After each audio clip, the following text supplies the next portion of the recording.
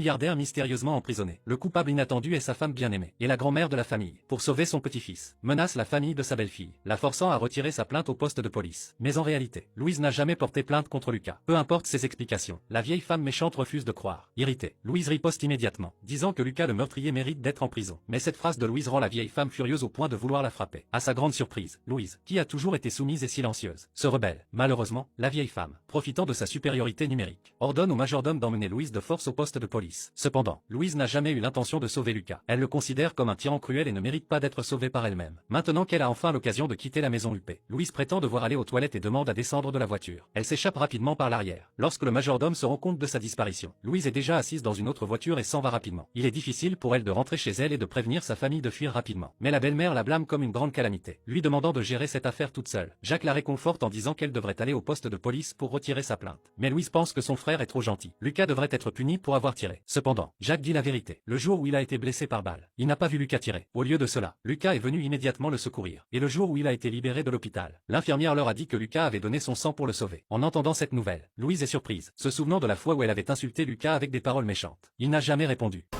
Ya sen ne kadar merhametsiz, ne kadar taş kalpli bir adamsın.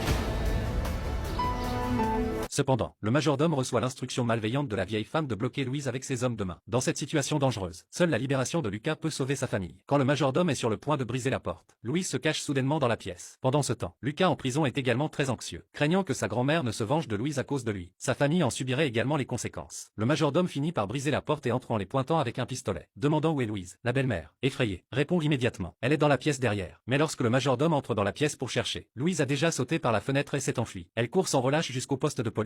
Elle témoigne en tant qu'épouse de Lucas, certifiant qu'il n'est pas un meurtrier, et elle n'a jamais porté plainte contre lui. Elle explique même que le jour où il a utilisé son arme, c'était pour aider son frère à l'hôpital. Lucas est libéré sans culpabilité. Il sait que c'est à cause du retrait de sa plainte par Louise, mais il est toujours en colère contre elle pour avoir porté plainte. Louise est préoccupée par la sécurité de sa famille. Elle continue de pleurer et le supplie de sauver sa propre famille. Mais Lucas dit: Her şeyi mahvettin.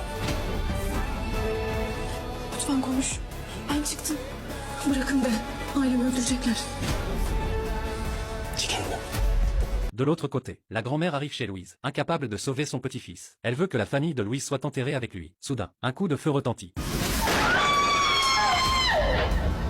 Il s'avère que Lucas est arrivé à temps pour empêcher un bain de sang. Mais la grand-mère n'est pas satisfaite. Elle provoque Lucas en disant que sa famille a tué sa mère devant lui, faisant de son père un paraplégique. En dépit de cette grande rancune, Lucas ne veut pas que le sang coule à nouveau. Il propose de prendre la fille de leur famille comme otage pour arrêter la vengeance. Même si tout est résolu, Lucas est en colère. S'il meurt, je vais le faire ouvertement. Pas l'envoyer à l'hôpital comme ça. Même s'il ressent de la rancune envers Louise pour avoir porté plainte, il doit d'abord prouver son innocence. Bundan sonra utanmazsa.